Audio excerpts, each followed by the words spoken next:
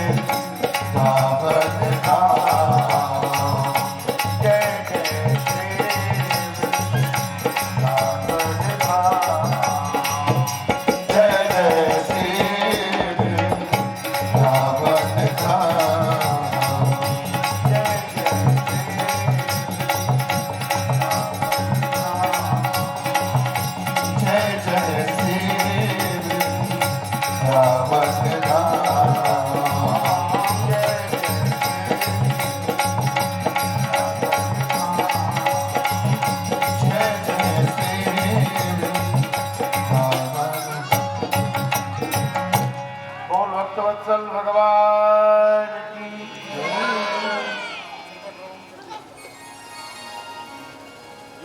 अखिल कल्याण गुणगण निलय परमानंद कंद चिन्मूर्ति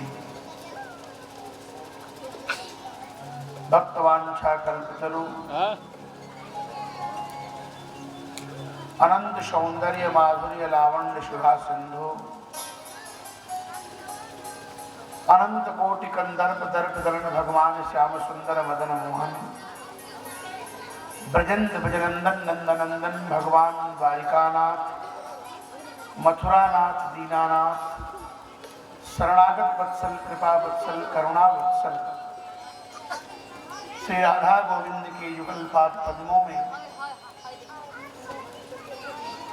अनंत साष्टांग प्रणिपात समर्पित करते हुए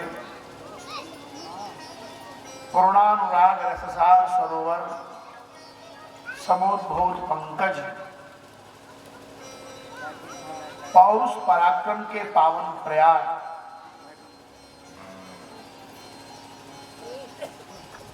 श्रीमन मारुति हनुमंत लाल जी महाराज जी के श्री चरणों में कोटिशा साष्टांग प्रणिपात निवेदित करते हुए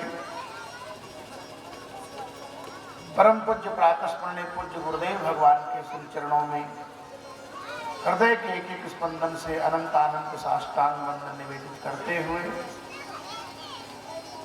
इस भगवान श्री मारुति नंदन जी के जयंती के विशेष अवसर पर आयोजित इस सत्र में समवेत रूप से एकीभूत होकर यत्र तत्र अन्यत्र दूरत्र से एकत्र होकर हनुमान जी के पावन अंक में विराजमान होकर उनके गोद में बैठ करके उनके पावन छांव में उनकी सन्निधि में बैठकर उनके चरणों में चंचरीक होकर के उनके दिव्य इस आशीर्वाद के दिव्य उस रसधारा में आप्लावित होकर के यहाँ विराजमान समस्त भगवत भागवत वृंद मंचस्थ समस्त संगीत की स्वर अंजलि से भगवान की सेवा कर रहे समस्त संगीतज्ञ बंधुवन, इस मंच की कुशलता पूर्वक संचालन में दक्षता रखने वाले स्वानाम धन्य, जिनके यहाँ आत्मज बन करके भगवान स्वयं पधारे, ऐसे परम आदरणीय बड़े ही सरस, बड़े ही गंभीर, बड़े ही ओजस्वपूर्ण भाषा में इस मंच को दिग्दर्शन दे रहे, सबकी अपनी अपनी पाली का संकेत करा रहे इस मंच रूपी नैया के कुशल खवैया आदरणीय भैया दशरथ तिवारी जी, अभी हम लोग जिनके द्वारा भगवान की कथा सुन रहे थे, ऐसे परमादरणीय श्री रामेश्वर व्यास जी भोजपुरी जी महाराज जी, संध्या में जिनके द्वारा हम लोग श्रीमद् वाल्मीकि रामायणम के माध्यम से रामायण के गंभीर तत्वों की विवेचना श्रवण करेंगे, ऐसे अयोध्या से पधार रहे श्रीमद् जगद्गुरु रामानुजाचार्य आचार्य रत्नेश प्रपन्नाचार्य स्वामी जी महाराज जी, इस आयोजन को आयोजित करने वाले आप सभी आयोजक वृंद और इस कार्यक्रम में सूत्रधार बन करके उपस्थित हो रहे हमारे परम आदरणीय संतोष भैया, उपस्थित समस्त भागवत कैंकर्य लक्षण पारायण महानुभाव,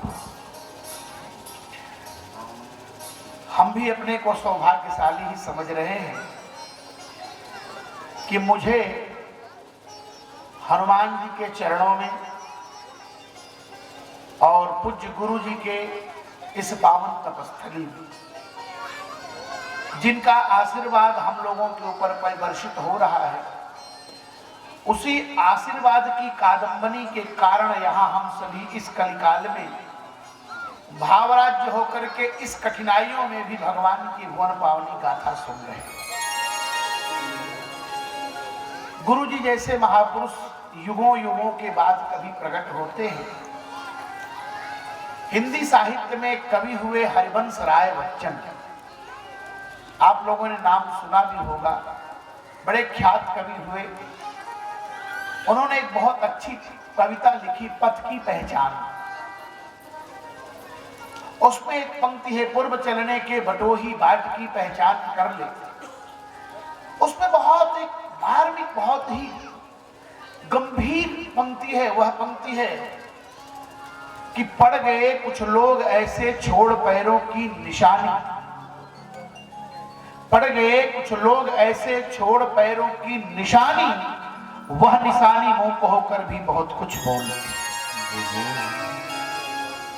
गुरुदेव का शरीर यहां है या नहीं है, शरीर तो संसार में जिन जिन ने धारण किया उनको छोड़ना पड़ा, लेकिन उन्होंने जो गांव को, क्षेत्र को, समाज को दिया है, वह आज देना बड़ा मुश्किल है। और उसी परंपरा का संवाहन आप सभी कर रहे हैं और आप सभी के साथ, आप सभी के चरण चिन्हों को लेकर आप सभी के साथ में संगतध्वम संगच्छध्वम संपदध्वम संभव वरान से जानता समानो मंत्र सरीति इस सिद्धांत का अनुगमन कर रहे आपके ही बीच के आपके प्यारे दुलारे आदरणीय संतोष जी जो इस रास्ते को आप तक आपके साथ भगवान तक पहुंचाने का प्रयास कर रहे हैं और मुझे भी इनके ही विशेष प्रेम से, क्योंकि यह जो कार्यक्रम हो रहा है इसमें दो ही कारण है, एक प्रेम और परमात्मा की कृपा। भगवान की कृपा और भगवान का प्रेम, और भगवान बिना प्रेम के किसी को प्राप्त नहीं होते। भगवान के लिए बहुत अच्छा नैवेद्य है, बहुत अच्छा भोग है, बहुत अच्छी व्यवस्था है, प्रभु इस पर बहुत ध्यान नहीं रखते। लेकिन गोस्वामी पाद एक बहुत अच्छी पंक्ति कहते हैं और ऐसा लगता है कि गोस्वामी जी ने वह पंक्ति अपने लिए कही है। वो बहुत प्यारी पंक्ति है। राम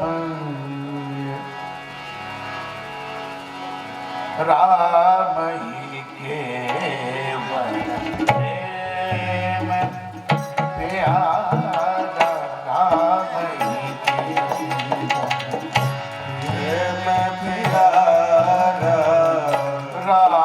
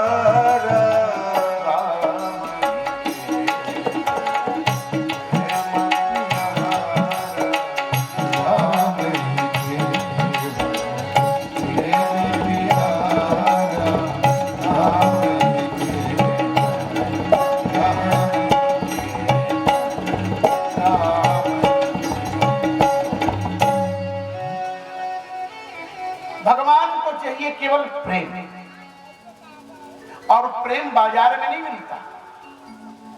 आज सबसे बड़ा दुर्भाग्य है, हम लोगों के जीवन में धन है, सुख है, वैभव है, भूमि है, भवन है, भौतिकताओं के सारे साधन है, लेकिन दुर्भाग्य है हमारे जीवन में प्रेम नहीं। प्रेम न बारी उपजे, प्रेम न हाट बिकाए। न प्रेम कहीं उपजता है, न कहीं बिकता है। प्रेम परमात्मा की कृपा से प्राप्त होता है। हम जहां बैठे हुए हैं यह एक प्रेम यज्ञ है, धर्म यज्ञ है, पुण्य यज्ञ है और ज्ञान यज्ञ है। भगवान की ज्ञानमयी सेवा हम लोग कर रहे हैं, वांगमयी सेवा कर रहे हैं, प्रेममयी सेवा कर रहे हैं। और भगवान कहते हैं, भैया यदि मुझे प्रसन्न करना चाहते हो तो मेरे पावन चरित्रों की चर्चा करो। और यहां तो भगवान की अतिशय कृपा है कि एक तरफ अर्चा और दूसरे तरफ भगवान की चर्चा होती है। अर्चा और चर्चा है तो ठाकुर जी तो खर्चा करने के लिए तैयार ही है। संतोष जी की बड़ी इच्छा थी कि महाराज जी आप भी अपनी उपस्थिति दर्ज कराएं। इस भूमि पर ब्रह्मलीन पूज्य स्वामी राजेश्वरानंद सरस्वती जी महाराज जी इसी भूमि पर बैठकर सत्संग कर चुके हैं। बड़े बड़े संत आ चुके हैं और पूज्य चरण श्री प्रोफेसर जगदीश पांडे गुरु जी स्वयं के एक संत थे। आज के 20 साल पहले उनकी एक पुस्तक मुझे हाथ लगी थी, हनुमान चालीसा माता। बहुत पहले मैं जब काशी हिंदू विश्वविद्यालय में विद्यार्थी था तो मुझे किसी ने दिया था, मैंने देखा, उनके गांव के एक कृष्णा जी पांडे थे, उन्होंने मुझे दिया था। लेकिन उस समय मुझे इतना ख्याल भी नहीं था कि मुझे यहाँ जाना है, तो मैंने उसको कहाँ रख दिया पता नहीं। उसी पाथे को आज उसी पाथे को लेकर के आप सभी चल रहे हैं, संतोष जी भी आपके साथ चल रहे हैं, और यही भारत की परंपरा है। भारत की यही परंपरा है, संग गच्छध्वम संवदध्वम, साथ चलो, साथ बोलो, साथ बैठो। और आज दुर्भाग्य है, न हम साथ बैठने के लिए तैयार हैं, न साथ हम चलने के लिए तैयार हैं, न साथ बोलने के लिए तैयार हैं। समाज में भौतिकता के दौर में भौतिक साधनों से, भौतिक संसाधनों से, वैभवों से इतनी व्याप्तता हमारे अंदर आ गई, हम हर प्रकार से संपन्न हो गए। लेकिन दुर्भाग्य है, आज की भौतिकता ने हमारे जीवन में विपन्नता पैदा कर दी। न बाप बेटे से बोलता है, न भाई भाई से बोलता है, न पति पत्नी से बोलता है, और न परिवार का मुखिया छोटे लोगों से। उसका कारण क्या है? आप कभी इस पर विचार करें। उसका कारण यह है कि हमारे जीवन में सब कुछ है, लेकिन हमारे जीवन में सत्संग नहीं है। हमारे जीवन में धन है, यश है, पद है, प्रतिष्ठा है, वैभव है, शौर्य है, ऐश्वर्य है, लेकिन दुर्भाग्य है कि हमारे जीवन में सत्संग नहीं है। और ये सत्संग जब तक नहीं मिलेगा, हमारे जीवन का ढंग और रंग बदलने वाला नहीं है। हम लोग सत्संग के पावन सत्र में बैठे हैं। एक बात आपसे निवेदन कर दूं, ये जो कथाएं हो रही है, कहानियों का संग्रह नहीं है, ये कोई कपोल कल्पित घटनाएं नहीं है, ये यथार्थ भगवान का चरित्र है, ये जीवंत है, ये घटना घट चुकी है। और एक बात निवेदन करूं, जो भगवान के पावन चरित्रों की चर्चा, भगवान की अर्चा पर विश्वास करता है, परमात्मा उसके ऊपर जरूर कृपा करते हैं, इसमें कोई संशय की बात नहीं। परमात्मा की कृपा का फल क्या है? संत जन कहते हैं, परमात्मा की कृपा का फल बहुत धनवान हो जाना। परमात्मा की कृपा का फल ये थोड़ा है कि बहुत बड़ा वैभव हो जाए, बहुत बड़े हम राजनेता हो जाएं, बहुत हमारी पकड़ हो जाए, बहुत हमारी पैरवी हो जाए, बहुत सारे वैभव से संपन्न हो जाए, बहुत तरह की व्यवस्था हो जाए। नहीं नहीं, ये परमात्मा की कृपा नहीं है। विनय पत्रिका में गोस्वामी जी कहते हैं, जब द्रवई दीन दयाल राघव साधु संगत पाए। जब ठाकुर जी कृपा करुणा करते हैं, जब भगवान की कृपा होती है, जब भगवान के कृपा की कादंबरी हमारे जीवन में परिवर्तित होती है, भगवान की कृपा का वह रस जब हमारे जीवन में गिरता है, हमारे जीवन में मिलता है, हमारे शरीर पर, हमारे जीवन में पड़ता है, तो हमारे जीवन में सत्संग का स्वश प्राप्त होता है। ऐसा संयोग सुबह सबको नहीं मिलता। हम भगवान की कृपा से सत्संग के पावन सत्र में बैठे हुए हैं। देखिए, कथा सुनने के लिए बहुत लोग जाते हैं, लेकिन सब नहीं सुन पाते हैं। आज तो प्रथम दिवस है, संतोष भैया, प्रथम दिवस में ऐसे ही होता है। कहीं कहीं तो हम लोग 9 दिवस तक ऐसे ही करके चले आते हैं। कारण क्या है? क्योंकि आज हमारे जीवन में सत्संग की इतनी कमी हो गई है, और जिसके जीवन में सत्संग रहेगा, उसके जीवन में कितना हो वैषम्यता हो, कितना हो दुर्गमता हो, कितना हो कठिनाई हो, लेकिन उसका कुछ बिगड़ने वाला नहीं है। आप शंकर जी का परिवार देखिए, एक तरफ सिंह खड़ा है, एक तरफ बैल खड़ा है, एक तरफ मोर है, तो एक तरफ मूस है, एक तरफ सर्प है, लेकिन कहीं कोई किसी को बोलता नहीं। उसका कारण क्या है? उसका कारण है कि शिव जी के परिवार में सत्संग है। सहज भय सब जीवन त्याग, सहज भय सब जीवन त्याग, गिर पर करहे सकल अनुराग,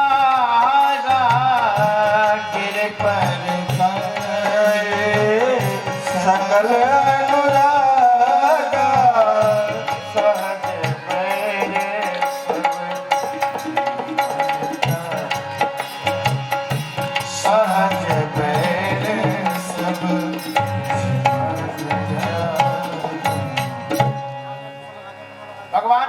के परिवार में सत्संग है।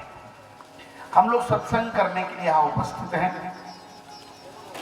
हमको निर्देशित किया गया कि आप भागवत की कथा से रास पंचाध्यायी के माध्यम से सत्संग करिए। श्रीमद् भागवत महापुराण की कथा देव दुर्लभ कथा है। भागवत की कथा भगवान की कृपा से ही संभव है। और मुझको रास पंचाध्यायी पर कुछ कहने के लिए अवसर दिया गया है। रास पंचाध्यायी और पुष्प वाटिका, मानस की पुष्प वाटिका और भागवत में रास पंचाध्यायी, ये दोनों प्रसंग बड़े ही गंभीर हैं, बड़े गंभीर हैं। रासलीला के प्रसंगों की व्याख्या करना बड़ा मुश्किल है, लेकिन हनुमान जी की कृपा है, हनुमान जी का आदेश है, ठाकुर की कृपा है, तो मैं आपको रास पंचाध्यायी की कथा जरूर निवेदन करके सुनाऊंगा। पहले ये जानना है कि रासलीला किया किसने, रासलीला क्यों हुई, रासलीला करने का प्रयोजन क्या था, और रासलीला की चर्चा किस ग्रंथ में है। आज जो समाज में आप रासलीला देखते हैं, ये रासलीला को विकृत करके समाज में दिखाया जा रहा है, अथवा हमारी जो दृष्टि है रासलीला के प्रति वो विकृत हो चुकी है। एक बात आपसे निवेदन करूं, आज समाज में लोगों की दृष्टि ही विकृत हो गई, और जिसकी दृष्टि बिगड़ जाएगी उसकी सृष्टि बिगड़ जाएगी, और जिसकी सृष्टि बिगड़ जाएगी उसकी समष्टि भी बिगड़ जाएगी। हमारे जीवन में दृष्टि नहीं है। नेत्र तो अंधे के पास भी होता है, आंखें अंधे के पास होती हैं, लेकिन दृष्टि नहीं होती। आप समझते हैं? दृष्टि मीन्स विजन, विजन का होना बड़ा जरूरी है। और आज समाज में लोगों के पास आंखें तो हैं, लेकिन दृष्टि नहीं है। भागवत महापुराण के 11वें स्कंध में वर्णन कर रहे हैं संतो दिशन्ति चक्षुंस, संत जीवन में दृष्टि प्रदान करते हैं।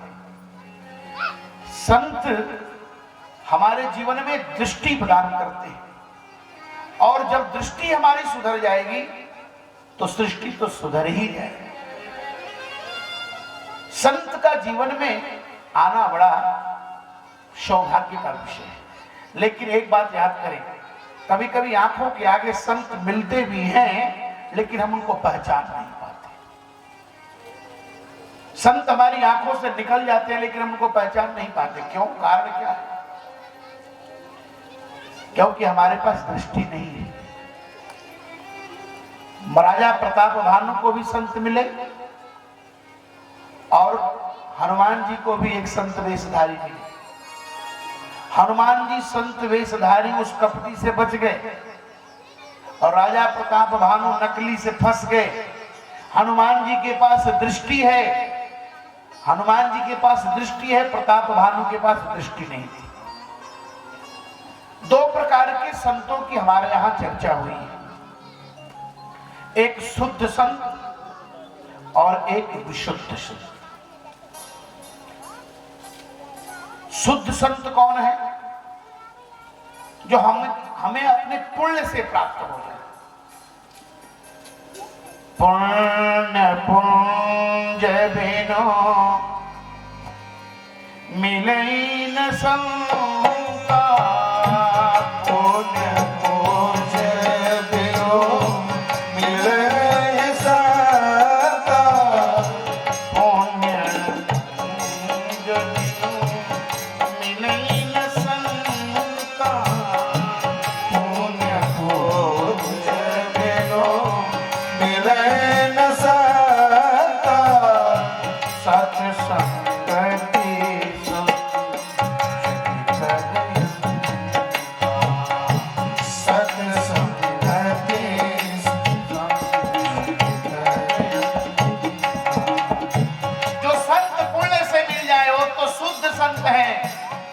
लेकिन विशुद्ध संत कौन है? अब मोहि भरोस हनुमंता, अब मोहि भरोस हनुमंता, बिनु हरि कृपा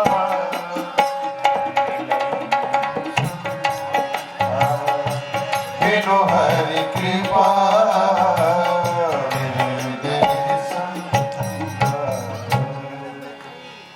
भगवान की बिना कृपा के विशुद्ध संत की प्राप्ति नहीं हो। संत जीवन में प्राप्त होते हैं तो संत से दृष्टि मिलती है। आइए हम लोग रास पंचाध्यायी की चर्चा करें श्रीमद् भागवत महापुराण के माध्यम से। भागवत किसे कहते हैं पहले यह जानना आवश्यक है। भागवत जिसमें भक्ति ज्ञान वैराग्य तत्व, भक्ति ज्ञान वैराग्य और तत्व, इन चारों का बड़े अच्छी ढंग से निरूपण किया गया हो, उसी का नाम भागवत। भक्ति तत्व, ज्ञान का भी, वैराग्य का भी और परम तत्व परमात्मा, जिसमें बहुत समीचीन रूप से सुंदर ढंग से संपादन किया गया हो, निरूपण किया गया हो, उस ग्रंथ का नाम भागवत। जिस ग्रंथ में भगवान के पावन चरित्रों की चर्चा के साथ भगवान के भक्तों की चर्चा हो, उस ग्रंथ का नाम भागवत। भगवता प्रोक्तम इति भागवतम, जिस ग्रंथ में भगवान की चर्चा हो, जिस ग्रंथ में भगवान और भगवान के भक्तों की चर्चा हो, और एक बात और निवेदन कर दूं, जिसमें ठाकुर जी और भगवती राधा रानी की चर्चा हो, भगवती च भगवांश्च भगवन्तौ तौ अधिकृत कृतो ग्रंथ स भागवतम, जिसमें भगवान और भगवती, भगवान कौन है? भगवान श्री कृष्ण। भगवती कौन है? श्री राधा रानी। जिनमें राधा तत्व और भगवत तत्व दोनों का बहुत सुंदर ढंग से संपादन किया गया हो, प्रतिपादन किया गया हो, उसका नाम है भागवत। भागवत का नाम श्रीमद् भागवत है। श्री अर्थात राधा रानी, श्री माने लक्ष्मी, श्री जी के कृपा का मद, ऐसा मद नहीं जो कि थोड़ी देर के लिए चढ़ जाए, थोड़ी देर के बाद उतर जाए। भगवान की कृपा का मद जब चढ़ जाता है तो जल्दी उतरने वाला नहीं है। उद्धव जी गोपियों के पास गए, उद्धव जी गोपियों को उपदेश दे रहे थे, वेद ज्ञान का सिद्धांत बोल रहे थे, वेदांत की चर्चा कर रहे थे। गोपियों ने कहा, उद्धव उस छलिया की बात करने आए हो जिस छलिया ने हमें चैन से जीना नहीं, चैन से जीने के लिए नहीं छोड़ा? अरे वो छलिया इतना खतरनाक है कि यदनुचरित लीला कर्ण पीयूष विप्रुत पृथगदन विधूत द्वंद धर्मा विनष्ट सकृदन विधूत। कहती है गोपियां कि हे श्याम सुंदर, यदि उसकी कथा की एक कणिका भी कान में पड़ जाए तो सपदि गृह कुटुंबम दीनम उत्सृज्य दीना। अरे उस छलिया की कथा एक कणिका, एक बूंद भी कान में चली जाए तो व्यक्ति घर दरवाजा छोड़ करके भिखारी बनकर भीख मांगकर खाने लगता है। लेकिन उसकी कथा की विशेषता है क्या? बोले व्यक्ति घर छोड़ सकता है, परिवार छोड़ सकता है, लेकिन उसकी कथा नहीं छोड़ सकता, क्योंकि उसकी कथा ने हमें जीवन में पागल बना दिया। हमने श्याम सुंदर के लिए सर्वस्व छोड़ दिया, कुछ बचा ही नहीं कि अब जीवन में छोड़ना रह जाए। और गोपियां कोई सामान्य स्त्रियां नहीं थी महाराज। ये गोपियां कौन थी? वेद की ऋचाएं हैं, ये कौशल देश की स्त्रियां हैं, मिथिला प्रदेश की, मिथिला राज्य की, ये सब वहां की नारियां हैं, और दंडकारण्य के समस्त महात्मा हैं। यही गोपी बनकर आए हैं। गोपी का मतलब है जो भगवान के पावन चरित्रों का संगोपन करे, जो भगवान के पावन चरित्रों को अपने हृदय में धारण करके छिपाए, बाहर से प्रकट करने की जरूरत नहीं है। बाहर से हम भक्त हैं यह दिखाने की आवश्यकता नहीं। गोपियों के जीवन में प्रदर्शन नहीं है, गोपियों के हृदय में भगवत दर्शन है, और जिसके जीवन में दर्शन है उसको प्रदर्शन की आवश्यकता नहीं है। गोपियों ने श्याम सुंदर को प्राप्त करने के लिए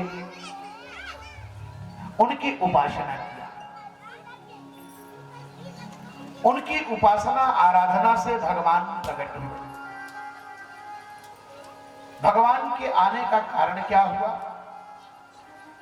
तो श्री सुखदेव मुनि कहते हैं, हे परीक्षित, इस संसार में अधर्म का विस्तार हो चुका था। इतना पाप फैला था कि पृथ्वी उस पाप से भयभीत हो चुकी थी। कंस के आतंक से सारा विश्व आतंकित था। तब पृथ्वी गई भगवान श्री ब्रह्मा जी के पास, और ब्रह्मा जी गए भगवान शंकर के पास, और सभी देवता गए क्षीर सागर में भगवान की स्तुति की। भगवान ने आदेश दिया, मैं आ रहा हूं। भगवान इस धराधाम पर कब आते हैं, क्यों आते हैं? भक्तों पर कृपा करने के लिए। सो केवल भगत नहीं तलागी, सो केवल भगत नहीं तलागी, सो केवल भगत नहीं तलागी, सो केवल भगत नहीं तलागी, परम कृपालु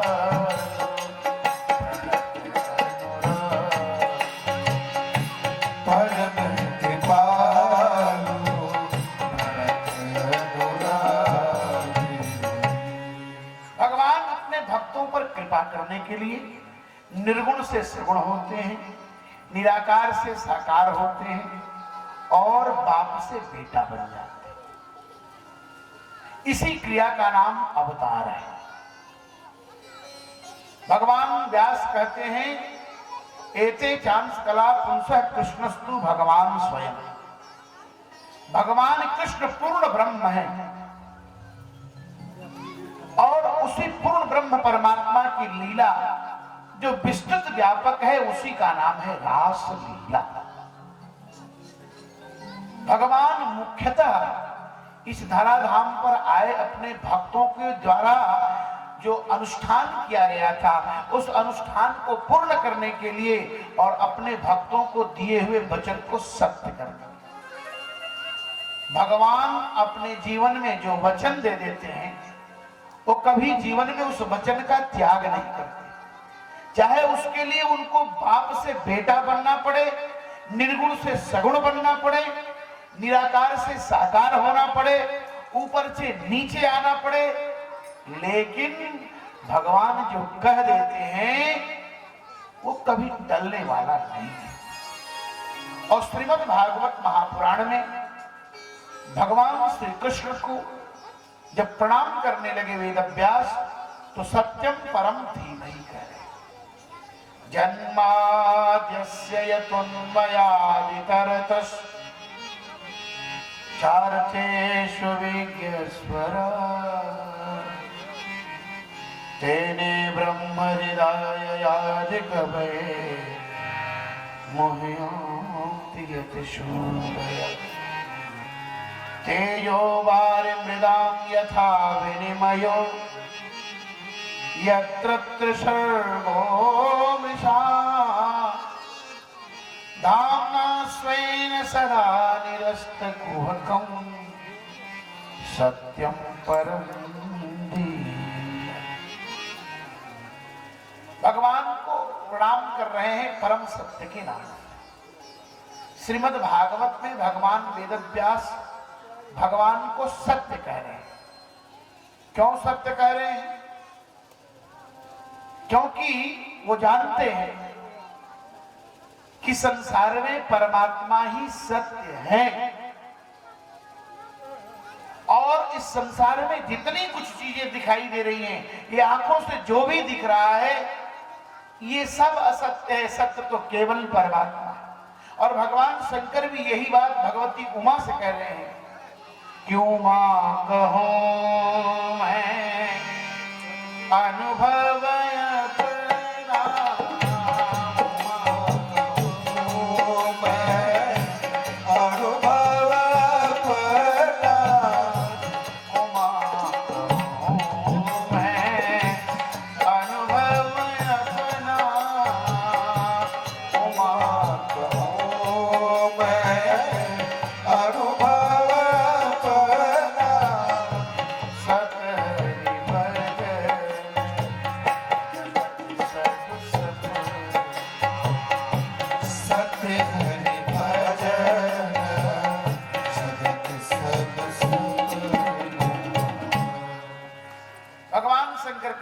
उमा, भगवान सत्य है और भगवान का भजन सत्य है। अच्छा, दुनिया में सत्य को सब मानता है। 24 घंटा झूठ बोलने वाले व्यक्ति से जब आप बात करेंगे तो वो भी कहता है सच सच बोलना, सही बोलना। पॉकेट मारने वाले भी स्टेशन पर जब एकांत में बंटवारा करते हैं तो वो भी कहते हैं भाई सच सच बंटवारा करना, इसमें कहीं गड़बड़ी नहीं होनी चाहिए। जो दिन भर झूठ बोलता है वह भी सत्य चाहता है, भले ही झूठ बोलने वाला बाप हो, लेकिन बेटे से कहता है तू देख सच बोलना, झूठ मत बोल। और सत्य ही परमात्मा है। और श्रीमद् भागवत महापुराण में सत्य का ही प्रतिपादन किया गया है। सत्य का ही प्रतिपादन श्रीमद् भागवत में किया गया है। वो सत्य कौन है? कहते सत्यम सच्चिदानंदम परम परमेश्वरम धीमहि ध्याये। वो परम सत्य कौन है? परम सत्य है भगवान श्री कृष्ण। भगवान श्री कृष्ण को परम सत्य नाम से श्रीमद् भागवत में संपादित किया गया। क्यों? क्योंकि भगवान श्री कृष्ण इस धराधाम पर आए तो उन्होंने ऐश्वर्यात्मक लीला भी की, माधुर्यात्मक भी लीला। और रासलीला जो है वह ऐश्वर्यात्मक लीला भी है और माधुर्यात्मक भी है। भगवान के मुख्यतः प्रतिपादित करने के लिए 4 विधाएं हैं। कौन कौन? नाम, रूप, लीला और धाम। नाम क्या है भगवान का? श्री कृष्ण। महात्मा में कहते हैं भगवान वेदव्यास श्री कृष्णाय वयम नमः। रूप क्या है? सच्चिदानंद रूपाय, ये उनका रूप है।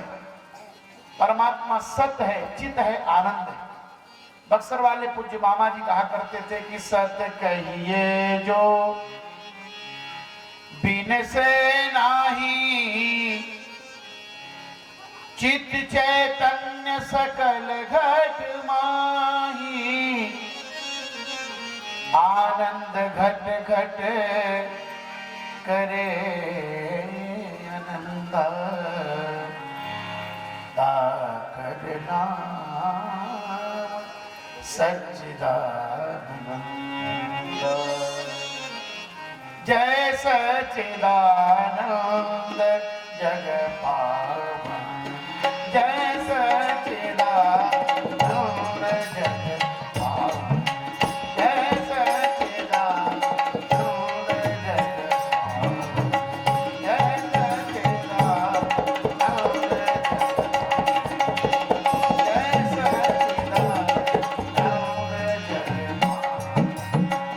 अस कहीं चले मनोरथ, अस कहीं चले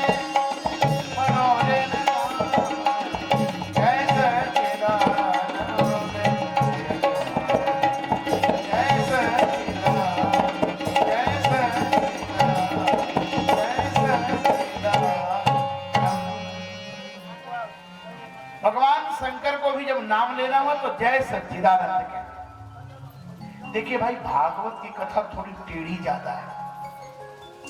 राम जी बहुत सीधे हैं, राम लिखने में भी सीधा लिखते हैं और कृष्ण लिखने में तो जीभ भी बोलने में थोड़ी कठिनाई हो जाती है जीभ को भी, कृष्ण कहने में भी पूरा एक्सरसाइज हो जाता है।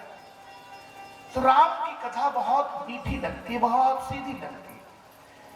कृष्ण की भी कथा बहुत मीठी है, लेकिन थोड़ा सा आपको सुनने के लिए ध्यान लगाना पड़ता। हाँ, बिना ध्यान के बात समझ में आएगी नहीं।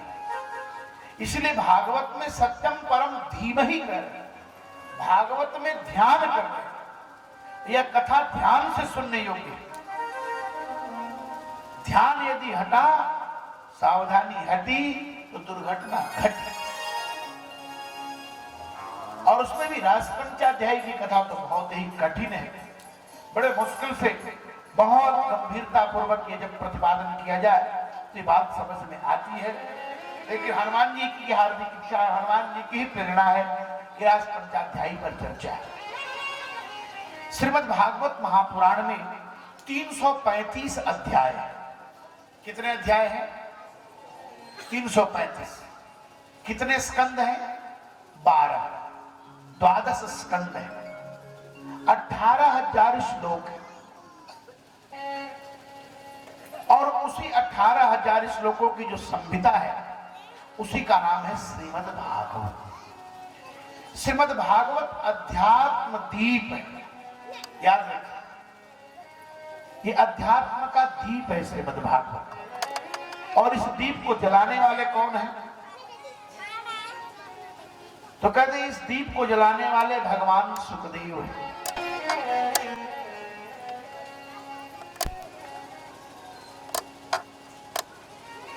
भगवान सुखदेव ने इस दीप को जलाया। यस्वानुभवमखिल स्तुतिशारमेकम् अध्यात्म दीप मतितीर्षतां तमोघम् संसारिणां करुणया पुराण गुह्यम् तं व्यासशोरमुपयामि गुरुम्। यस्वानुभावमखिल स्तुतिशारमेकम्, स्तुतिशारमेकम् वेद का सार है। श्रीमद् भागवत क्या है? वेद का सार। वेद कितने हैं? 4। ये तो जानना ही चाहिए, वेद 4। एक पंडित जी कथा कर काशी से पढ़कर आए। रास्ते में एक मूर्खों का गांव था।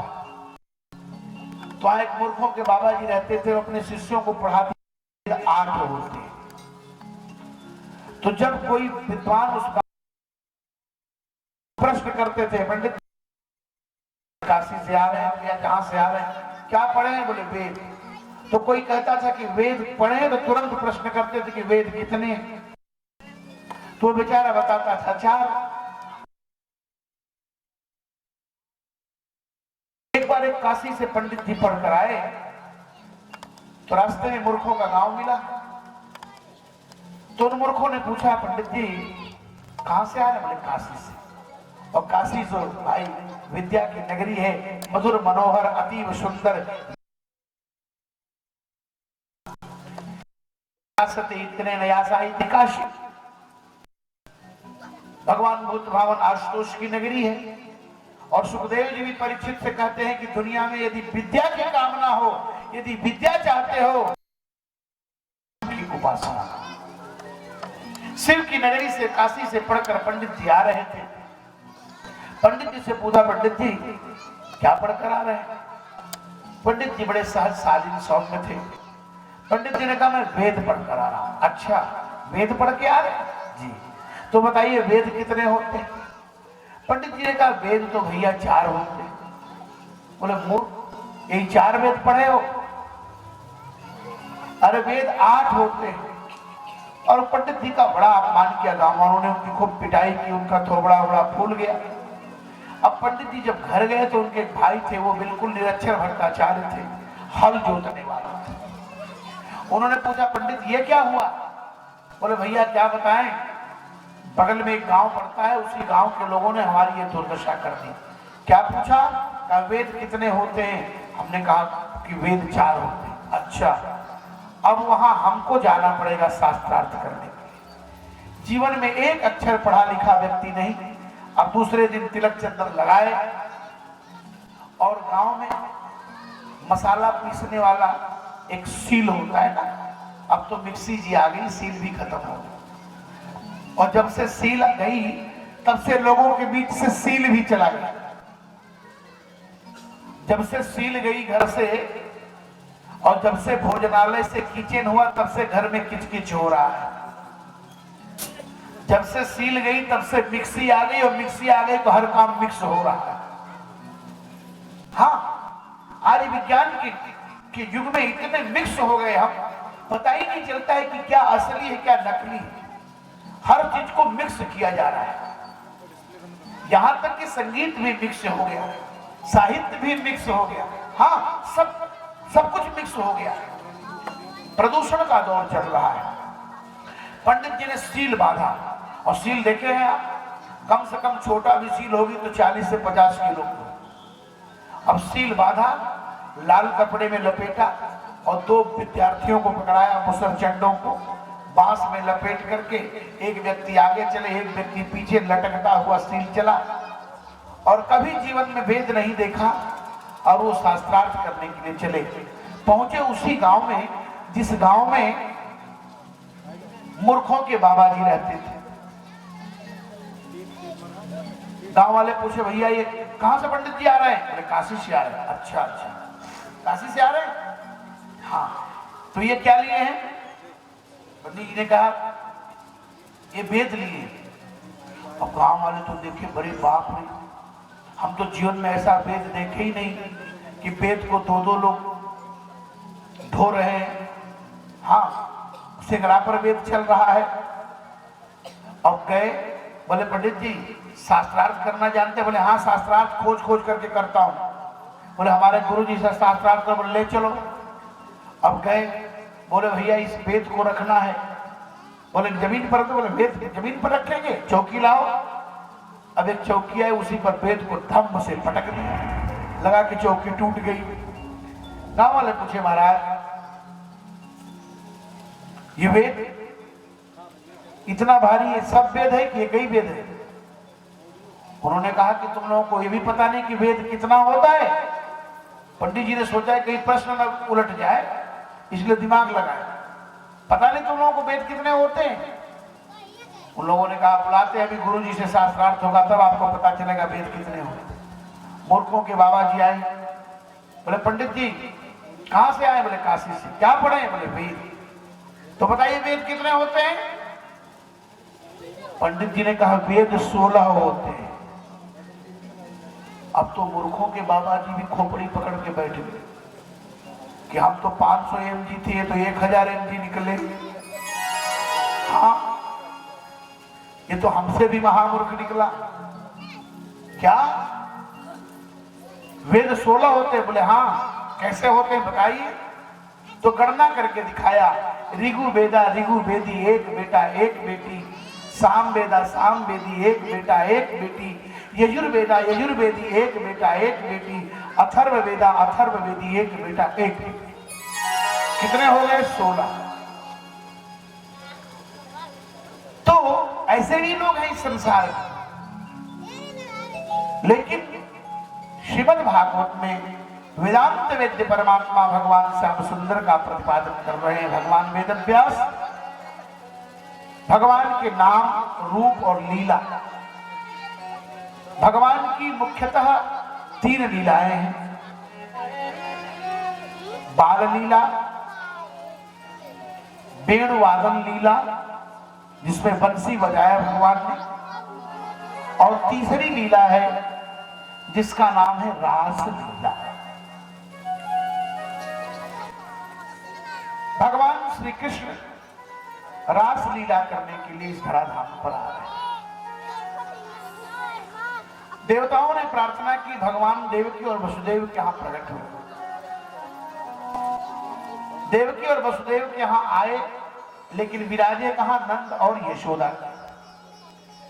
भगवान उन लोगों के यहां नहीं रहते जिनके जीवन में आनंद नहीं है। जिनके जीवन में आनंद है श्याम सुंदर वही विराजते हैं। नंद के यहां भगवान आए।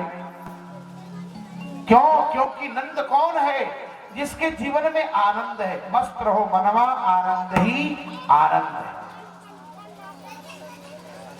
यशोदा कौन है? जो अपना काम अपने से करती है लेकिन दूसरे को यश देती है। अरे भाई, ये काम तो सब आपकी कृपा से हो रहा है, करते हो तुम कन्हैया, मेरा नाम हो रहा है। कुछ लोग अपने को ही समझते हैं मैं सब कुछ। ध्यान से सुने, भगवान उनके यहाँ नहीं आते जिनके पास बहुत बड़ी संपत्ति है, बहुत बड़ा पद है, बहुत बड़ा वैभव है। भगवान उनके यहाँ आते हैं जिनके जीवन में आनंद है और जिनके जीवन में दूसरे के प्रति आस्था, समर्पण और निष्ठा है। दूसरे का भी जो आदर करे, दूसरे को यश दे, दूसरे के प्रति प्रेम रखे, दूसरे पर जो कृपा करे, वही तो यशोदा है। और जो दूसरे पर कृपा करे वह यशोदा है। जो परमात्मा में आनंदित रहे वह नंद है। और जब कृपा और आनंद जब दोनों एक साथ जुड़ते हैं तो परमानंद परमात्मा को प्राप्त है। परमानंद पूरी मन राजा, कहा बुलाई बजाओ बाजा। संसार में 3 प्रकार के आनंद हैं। विषयों से मिलने वाला आनंद विषयानंद है। विषयों से मिलने वाले आनंद को विषयानंद कहते हैं। और परमात्मा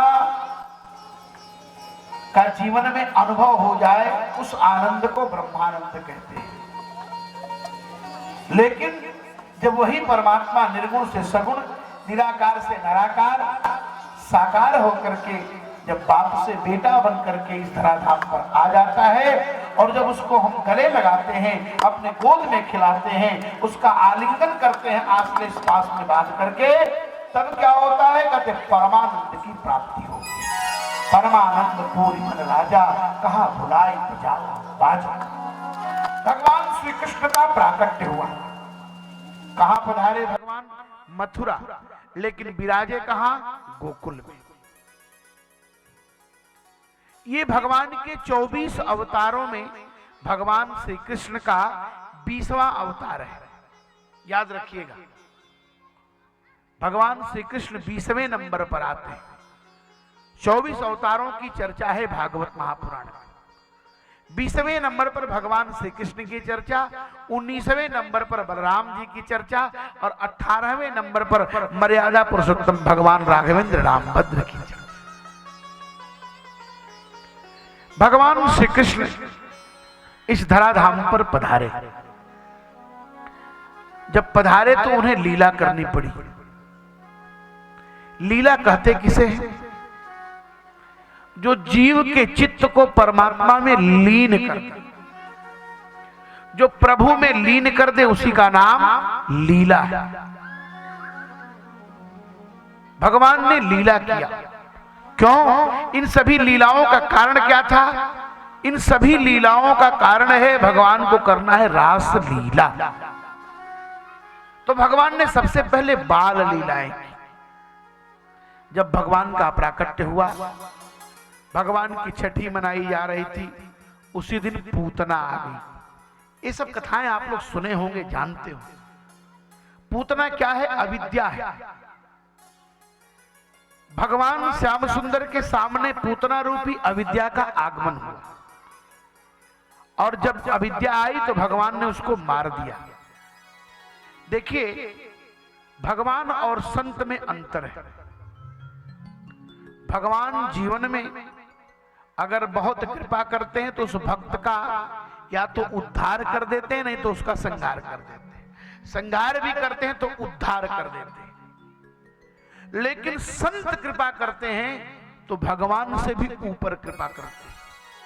संत की कृपा का, संत जीवन में उद्धार नहीं करते, संत जीवन में सुधार करते। मानसकार गोस्वामी जी कहते हैं, सठ सुधरे ही सत संगति पाई। सठ सुधरे सत संगति पाई। सठ सुधरे सत संगति पाए। सठ सुधरे ही सत संगति पाए।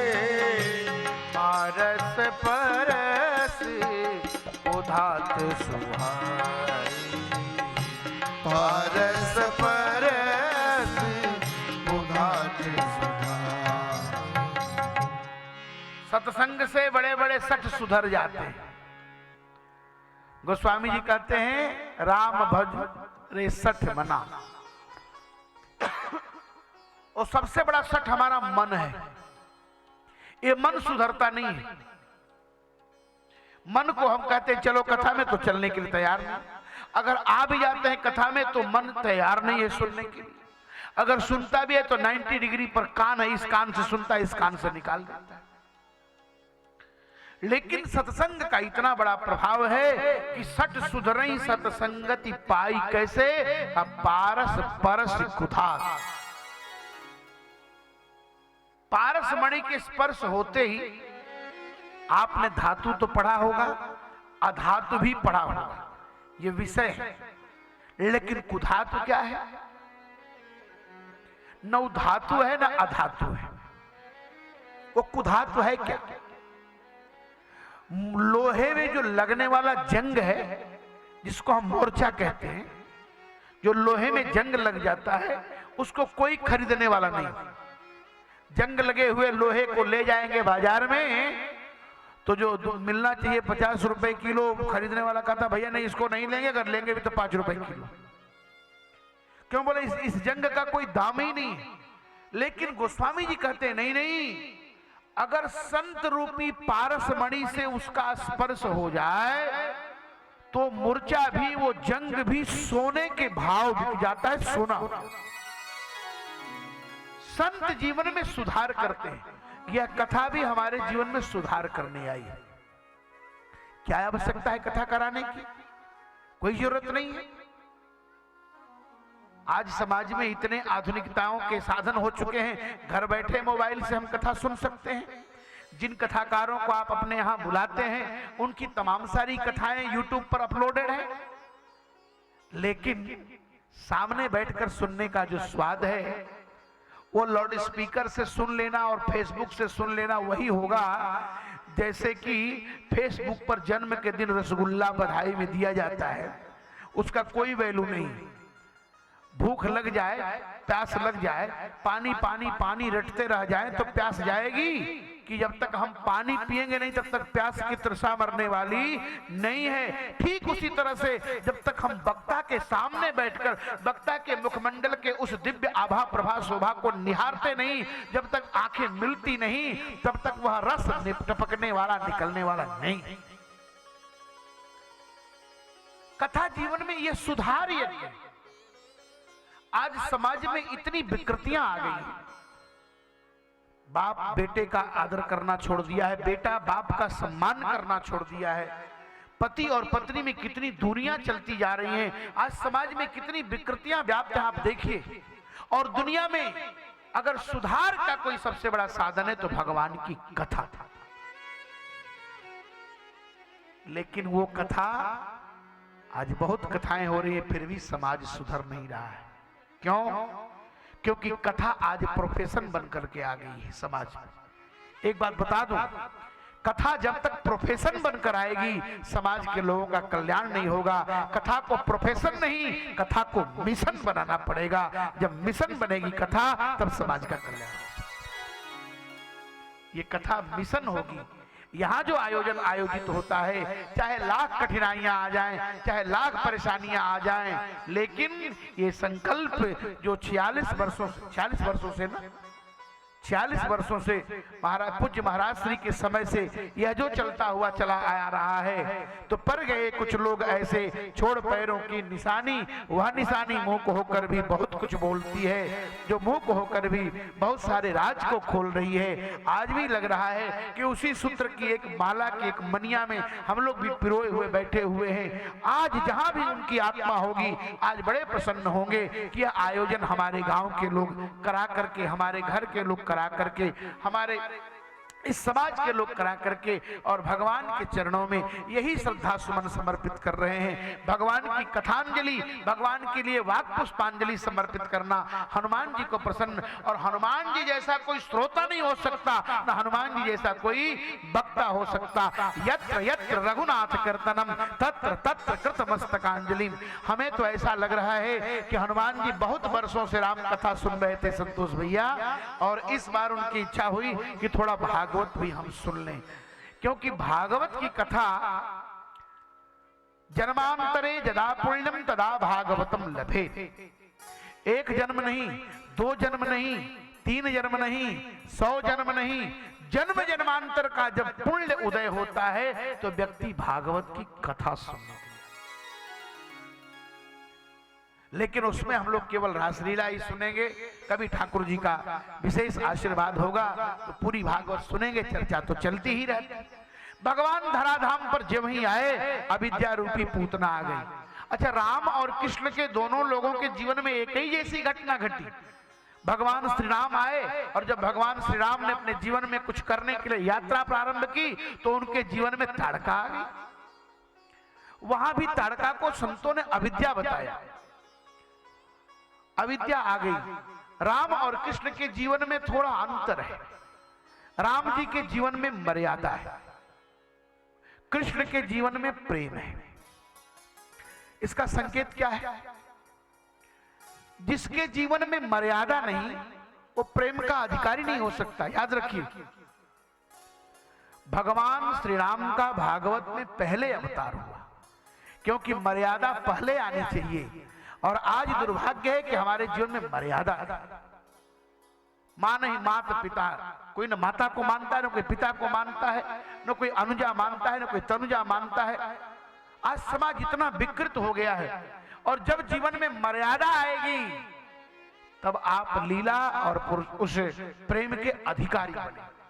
भगवान श्री कृष्ण लीला पुरुषोत्तम है, भगवान श्री राम मर्यादा पुरुषोत्तम है। मर्यादा पुरुषोत्तम भगवान श्री राम आए। राम जी ने भी क्या किया? भगवान श्री राम को जब ताड़का को मारना था तो गुरुदेव से आदेश लिया, आंखें खोलकर मारा। लेकिन भगवान श्री कृष्ण को जब मारना था तो भगवान श्री कृष्ण ने आंखें बंद कर ली। भगवान सुखदेव कहते हैं आंखें बंद कर ली भगवान कृष्ण ने। क्यों? क्योंकि अविद्या की तरफ देख देंगे तो रहस्य खुल जाएगा, और रहस्य खुल जाएगा तो लीला खराब हो जाएगी।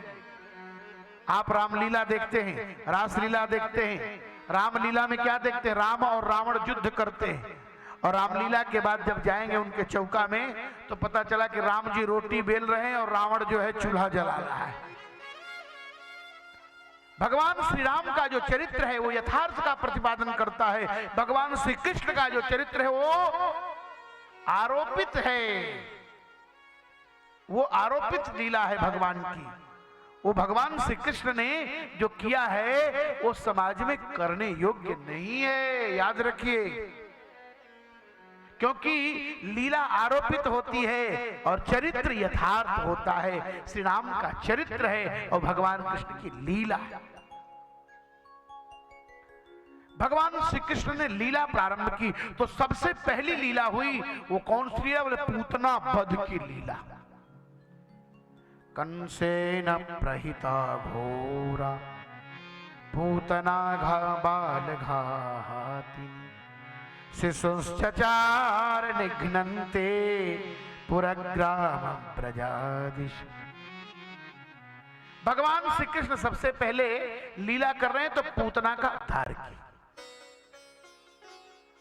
रासलीला करने से पहले अविद्या का उद्धार करना पड़ेगा, याद रखिए।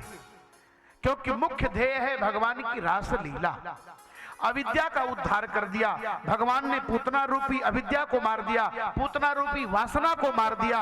अब भगवान जब ठीक हुए तब तक आ गया सकटासुर। सकटासुर आया अर्थात जीव के जीवन की गाड़ी जब ही चलने लगी रास्ते पर गाड़ी आई, उसी समय सकटासुर गाड़ी का रूप बनाकर आ गया। ये सकटासुर कौन है? तो कहते हैं ये सकटासुर जो है वह जड़ता का प्रतीक है। अविद्या को नष्ट करने के बाद भगवान जड़ता का प्रतीक जो सकटासुर है उसका भी प्रभु ने उद्धार कर दिया। अब जीवन की गाड़ी सही रास्ते पर चलने लगी, तब तक तृणावर्त आ गया। तृणावर्त क्या है? कहा रजोगुण का बवंडर। कभी कभी हम जीवन में इतने रजोगुणी हो जाते हैं, पद पाकर के, कद पाकर के इतने मद में हो जाते हैं कि हम अपनों को तो भूल जाते ही हैं, कभी कभी तो लोग भगवान को भी भूल जाते हैं। रजोगुण का प्रतीक है कौन? कहिए तृणावर्त, वासना का बवंडर, रजोगुण का बवंडर। जीवन में रजोगुण आता है तो व्यक्ति इतने अहंकार में व्याप्त हो जाता है जो किसी को पहचान नहीं पाता, समझ नहीं पाता। प्रभु ने कहा नहीं नहीं, मुझे रासलीला करनी है, इसलिए रजोगुण की भी निवृत्ति होना चाहिए, क्योंकि भगवान की रासलीला पूर्ण सतोगुणी है, सतोगुणी रासलीला है, उसमें जरा सा भी मिलावट नहीं है। वो ब्रह्म की लीला है, परमात्मा की लीला है नहीं, नहीं, न ब्रह्म की लीला है न परमात्मा की लीला है, वह तो भगवान की लीला है। चर्चा करेंगे आगे हम लोग, भगवान किसे कहते हैं, ब्रह्म किसे कहते हैं, परमात्मा किसे कहते हैं, इसकी भूमिका आपको। रासलीला पूर्णतः दर्शन है, और जिसे फिलॉसफी समझ में आएगा वही समझ पाएगा रासलीला के गंभीर तत्वों को। क्योंकि संतोष जी ने रासलीला ही रखवा दिया है, तो मैं रासलीला ही आपके सामने निरूपण करने जा रहा हूं। जब भगवान श्री कृष्ण ने रजोगुण को निवृत्त किया, तब सतोगुण बढ़ने लगा। जब सत्वगुण की वृद्धि हुई, तब अब भगवान ने माखन चोरी कर दिया। माखन चोरी का मतलब है मन की चोरी। सुंदर मन ही माखन है। भगवान कहते कि निर्मल मन जन सो मोहि पावा, निर्मल मन जन सो मोहि पावा, निर्मल मन जन सो मोहि पावा, निर्मल मन जन सो मोहि पावा, मोहि कपट छल चेतन भावा, मोहि कपट छल चेतन भावा। निर्मल मन, ये मन निर्मल होता नहीं, चंचलम भी मनः कृष्ण गीता में कहते हैं। भगवान कहते हैं भैया मन को नियंत्रित करो, मन एवं मनुष्याणाम कारणम बंधम। ये मन भागता है अहमता और ममता की तरफ। अहंकार में आ जाता है तो अहमता को ले लेता है, और संसार में आ जाता है, अपने लोगों में प्रेम दिखाने लगता है तो ममता की तरफ आ जाता है। तो भगवान ने मन को चुरा लिया। गोपियां कहती हैं कि ऊधो ऊधो ऊधो मन ना भये तस, ऊधो मन न भये, मन ना भये दस बे, मन ना भये दस बे, ऊधो मन ना भये दस बे, ऊधो मन ना भये, मन ना भये दस, मन ना भये दस।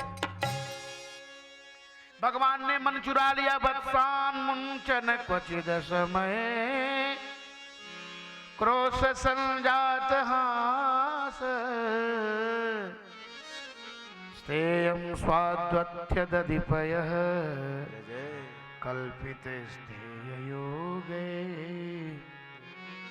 मरकान् भक्षन् बिभजति सचेन्नाति भाण्डं भिनत्ति, द्रव्यालाभे स गृह कुपितो यात्युपक्रोश्यतो का। भगवान ने माखन चुराया। माखन क्या है? सुंदर मन। रासलीला में मन भी बाधक है। हम कथा में बैठते हैं लेकिन हमारा मन नहीं लगता है। और जानते हैं आप ही का मन नहीं लगता, बहुतों का मन नहीं लगता। अरे छोड़िए संसार की बात, तो भगवान शंकर की पत्नी माता सती का मन नहीं लगा। एक बार त्रेता युग माहे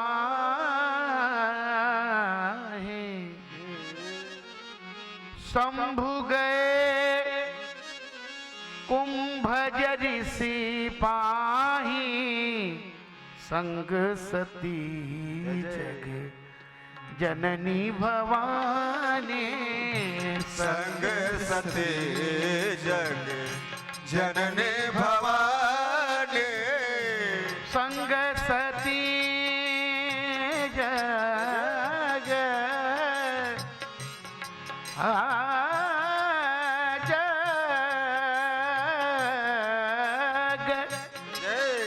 संग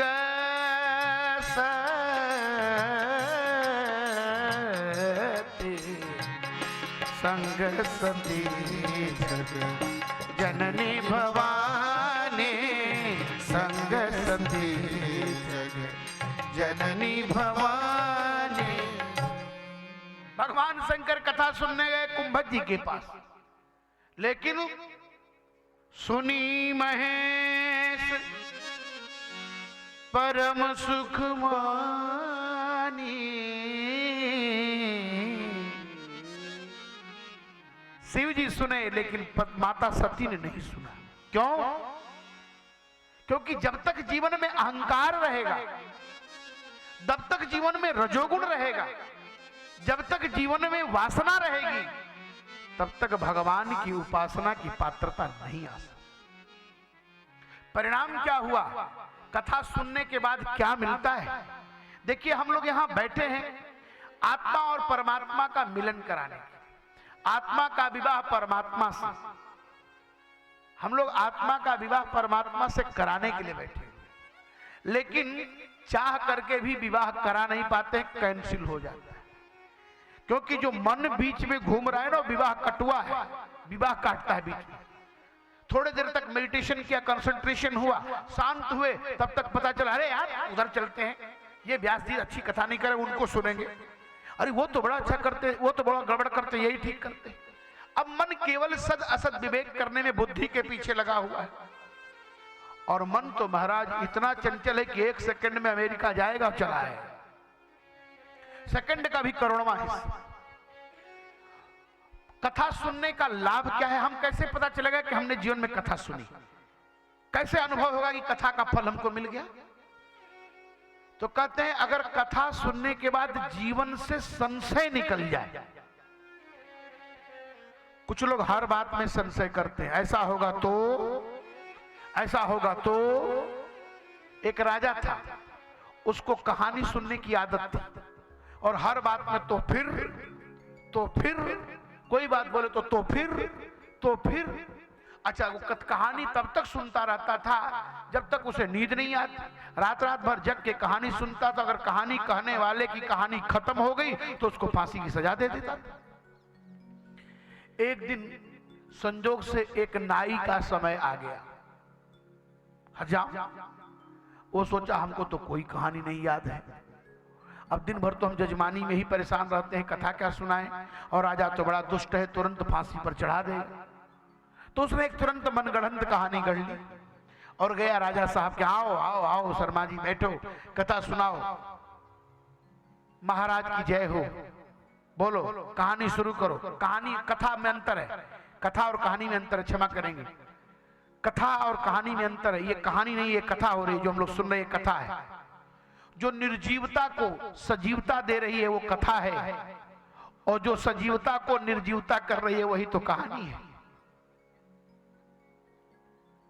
जो कपोल कल्पित घटनाओं का क्रम है वही कहानी है, जो यथार्थ का प्रतिपादन है वही कथा है। जो जीवन में शांति दे, जो जीवन में विश्राम से, जो जीवन में अब संशय से प्रारंभ होकर और विश्राम तक की यात्रा करा दे, उसी का नाम कथा है। हम लोग कथा सुनने आए। राजा ने कहानी सुनना शुरू की। कहानी शुरू हुई, क्या शुरू हुई कहानी? उसने कहा महाराज एक जंगल था, तो फिर उस जंगल में बहुत से कबूतर रहते थे, तो फिर कहा एक दिन एक बहेलिया आया, तो फिर कहा उसने जाल डाला, तो फिर कहा सारे कबूतर फंस गए, तो फिर कबूतरों को पता चला कि ये जाल बहेलिया का है, तो एक उड़ने लगा, तो फिर कहा दूसरा उड़ा, तो फिर तीसरा उड़ने लगा, तो फिर कहा चौथा उड़ने लगा, तो फिर पांचवा उड़ने लगा, तो फिर अब छठवां फिर फुर शुरू हुआ। बोले एक उड़े फिर, एक उड़े फुर, दूसरे उड़े फिर फुर। राजा कान पकड़ लिया, बोले हमारा जान छोड़ दो, हम मर जाएंगे। बोले क्यों? अरे साहब अभी तो उड़ रहे हैं। कैसे उड़ रहे हैं? बोले साहब फुर। बोले फिर। राजा ने कहा कान जान छोड़ दो भैया, अब ऐसी कहानी हम नहीं सुनेंगे। हाँ, ये मन बड़ा चंचल है। मन एवं मनुष्य कारणम बंध मोक्ष। भगवान श्री कृष्ण ने मन को चुरा लिया। जीवन सात्विक हो गया। जब मन निर्मल हुआ तो जीवन सात्विक हो गया। जीवन के सात्विक होने के बाद भगवान ने माखन ही तो नहीं चुराया, मटकी भी फोड़ दिया। वो मटकी क्या है? आसक्ति का प्रतीक है। आसक्ति ही हमारे जीवन की मटकी है। ददिया सास के जमाने की मटकी, ननिया सास के जमाने की मटकी गोपियां रखी हुई थी, 200 साल पुरानी दुधान रखी थी, भगवान ने पटक के फोड़ दिया। यही आसक्ति जो है, यही मटकी है। सात्विक श्रद्धा तो बड़ी, लेकिन आसक्ति थोड़ी जुड़ी थी संसार से, भगवान ने उसको भी तोड़ दिया। तत्पश्चात अब भगवान शंकर, भगवान श्याम सुंदर आसक्ति को निवृत्त करके, संसार की आसक्ति को समाप्त करने के बाद अब प्रभु अपने में इस जीवात्मा की आसक्ति लगा रहे हैं और भगवान स्वयं बध गए दामोदर लीला। भगवान के पेट में रस्सी लगी, दामोदर लीला है। भगवान दामोदर बने, अर्थात जब जीव के जीवन की संसार की आसक्ति नष्ट हो जाती है तो परमात्मा पास में बध जाता है। सबके ममता ताग बटोरी, मम पद ही नहीं बांध बर डोरी। बोले महाराज बांधने के बाद होगा क्या? का सुखी मीन जह नीर अगाधा, सुखी मीने जहाँ नीर अगाधा। जिमि हरि शरण, जिमि हरि शरण, नए कऊ बाधा, सुखी मिले जहाँ नीर अगाधा, सुखी मिले जहाँ नीर अगाधा। भगवान ने दामोदर लीला की। भगवान दामोदर बन गए, पेट में रस्सी लगा लिया। प्रभु ने जब बंधन स्वीकार कर लिया तो दंभ रूपी बकुला आ गया, बकासुर। बगुला जो है दंभ का प्रतीक है। कर्तव्य बायस बेस मराला। कुछ लोग ऊपर से बहुत सफेद और भीतर से बहुत काले होते हैं। ये बगुला ही दंभ का प्रतीक है। भगवान ने क्या किया कि बकासुर का विनाश कर दिया, उसको भी मार दिया, उसका उद्धार किया। इसके बाद अजगर बन करके आ गया अघासुर। जब भगवान ने बकासुर का उद्धार किया, दंभ को नष्ट कर दिया, तो अघासुर पाप का रूप है। भगवान ने अघासुर रूपी पाप को नष्ट किया, और जब पाप नष्ट हुआ तो संसार का ताप नष्ट हो गया। और जब संसार का ताप नष्ट करना पड़ा तो भगवान ने जंगल में लगी हुई आग का पान कर लिया। भगवान श्याम सुंदर ने दावाग्नि को शांत किया। ये सारी लीलाओं का दार्शनिक विवेचन है जीवन। जब भगवान श्री कृष्ण ने दावाग्नि को नष्ट कर दिया, दावाग्नि का पान कर दिया, अर्थात त्रिताप नष्ट हो गया। दैहिक, दैविक, भौतिक, ये तीन ताप हैं। परमात्मा अपने शरण में आए हुए जीवों का त्रिताप नष्ट कर देते हैं। इसके बाद अब इंद्रियां शुद्ध हो गई, अंतःकरण की वासना का क्षय हो गया। तब भगवान ने नागदमन कालिया लीला। ये कालिया क्या है? बोले काम का प्रतीक है। काम का रंग काला है, क्रोध का रंग लाल है, लोभ का रंग पीला है। ये ध्यान रखिएगा। काम जब आंखों में आता है तो व्यक्ति के आंखों के आगे अंधेरा हो जाता है। काम का रंग काला है और काम का प्रतीक है कालिया। भगवान श्याम सुंदर ने कालिया को पकड़ लिया, नाग को पकड़ लिया। काम को भगवान कृष्ण ने पकड़ा और काम को भगवान शंकर ने पकड़ा। यहाँ शिव और कृष्ण दोनों एक मिल गए। यहाँ तांडव नृत्य भगवान ने किया। पूरे जीवन में भगवान श्री कृष्ण ने 3 नृत्य किया है। वस्तुतः संगीत शास्त्र में 3 प्रकार के विशेष नृत्यों की चर्चा हुई है। तांडव नृत्य जो भगवान शंकर, लास्य नृत्य जिसको भगवती पार्वती नाचती हैं, और हल्लीसक नृत्य, हल्लीसक नृत्य जो भगवान कृष्ण ने रासलीला में किया है। इसकी चर्चा हम लोग करेंगे आगे। पहले तांडव नृत्य किया। देखिए भगवान शंकर ने भी काम को हाथ में पकड़ा था। कर त्रिशूल रो डमरू विराज, कर त्रिशूल रो डमरू विराज, कर त्रिशूल रो डमरू विराज, कर त्रिशूल रो डमरू विराज। चले बस चढ़ी पाजई बाजा, चले बस चले बाजे बाजा।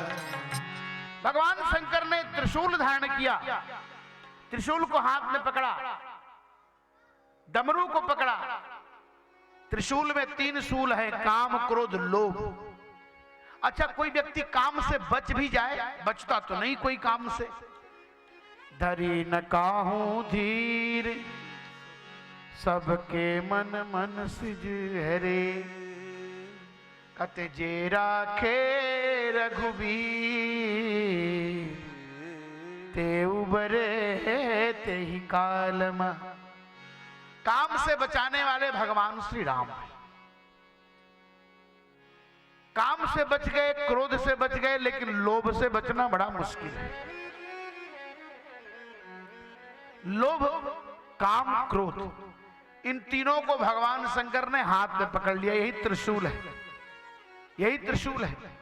त्रिशूल अर्थात 3 शूल, काम क्रोध लोभ, इनको हाथ में पकड़ लिया। और ऐसे नहीं, एक हाथ में त्रिशूल तो दूसरे हाथ में डमरू। एक हाथ से इनकी गर्दन पकड़े हैं और दूसरे हाथ से ज्ञान का प्रतीक है डमरू। भगवान ज्ञान की अवस्था में।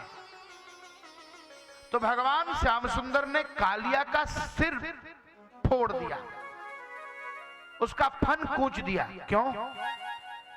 काम मारना बड़ा मुश्किल है। काम बड़े बड़े योगियों के भीतर भी आ जाता है। काम बड़े बड़े सिद्धों के अंदर भी प्रवेश कर जाता है। बाहर से तो लोगों की काम की निवृत्ति हो जाती है, लेकिन भीतर के काम की निवृत्ति बड़ा मुश्किल है।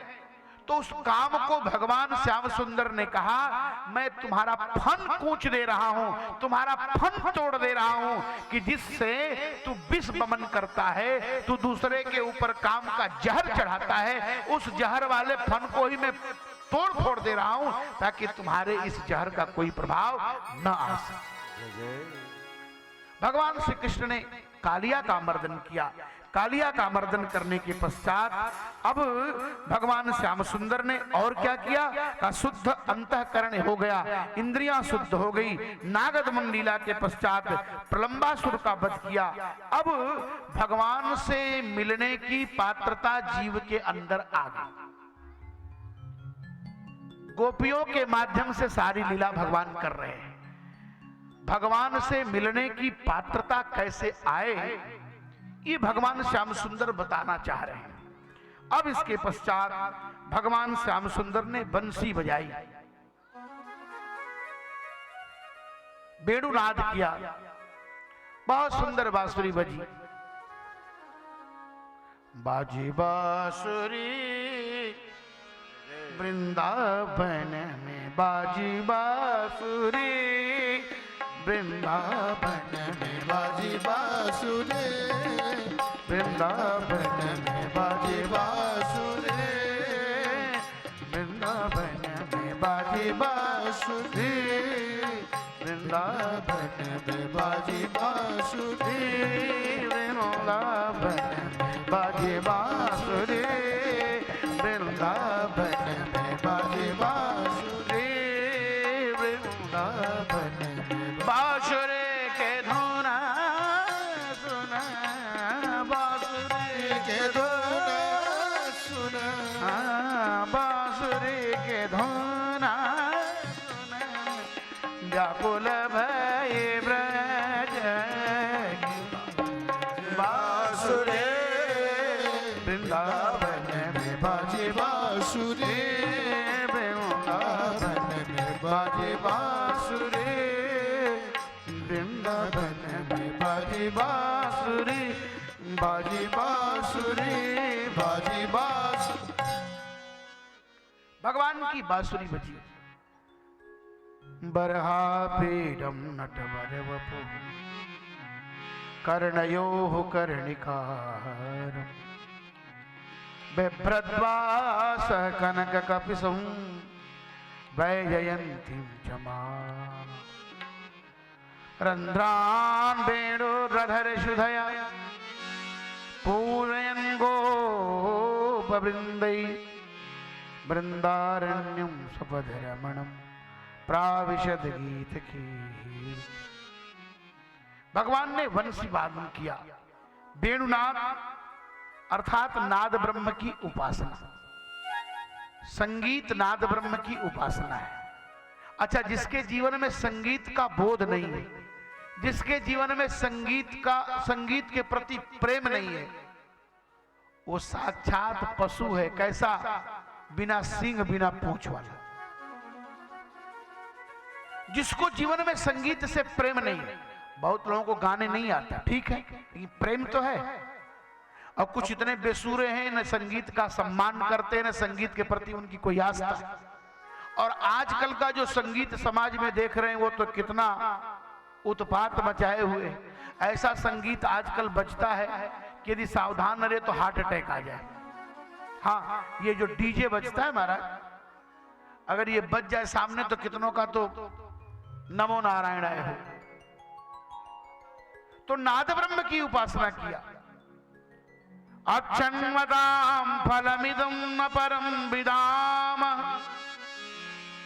सख्या पशूनन विवेशयतुर्वयस्यै भद्रं भजेश सुतयोरनुवेणुजुष्टं यैर्वानिपीतमनुरक्त कटाक्षमोक्ष। गोपियों ने कहा, क्या श्याम सुंदर हम लोगों के लिए भी बांसुरी बजाओगे? हे श्याम सुंदर, केवल इनके लिए बांसुरी बजा रहे, किसके लिए? राधा रानी के लिए। क्या हमारे लिए भी कभी तुम्हारी बांसुरी बजेगी? अब गोपियों के मन में यही कामना आ गई। और जब कामना आगे बढ़ी, तो कामना आगे जब बढ़ी तो धीरे धीरे वह इच्छा का रूप धारण कर ली। देखिए, कामना दूसरी है और इच्छा दूसरी है। कामना जब आगे बढ़ी तो इच्छा हो गई, और जब इच्छा का रूप धारण कर ली तो प्रभु के प्रति प्रतीक्षा बढ़ गई कि हे श्याम सुंदर, क्या हमारे लिए भी कभी बांसुरी बजाओगे? हे प्रभु, वो जीवन में ऐसा दिन आएगा जो हमारे लिए भी आपका वंशी निनाद होगा, आप वंशी वादन करेंगे। गोपियों के जीवन की कामना, गोपियों के जीवन की कामना अब धीरे धीरे वह इच्छा बन गई, और इच्छा भगवान श्याम सुंदर के लिए प्रतीक्षा बन गई। नाद ब्रह्म की उपासना के बाद भगवान ने गोवर्धन लीला किया। गोवर्धन का मतलब है, हाँ, इसके बाद भगवान ने चीरहरण किया। चीरहरण का मतलब क्या है? जीव के ऊपर एक पर्दा है। केवल जीव के ऊपर ही पर्दा नहीं है, भगवान के ऊपर भी एक पर्दा है। कैसा पर्दा है? जीव के ऊपर कौन सा पर्दा है? का जीव के ऊपर अहंकार का पर्दा है। जीव के ऊपर अहंकार का पर्दा है, जीव के ऊपर वासना का पर्दा है। और गोस्वामी जी तो कहते हैं कि भूमि परत भा ढाबर पानी, भूमि परत भा नावर बाने भूमि परत भा ढाबर पानी, भूमि परत बा नावर बाने जिम जीव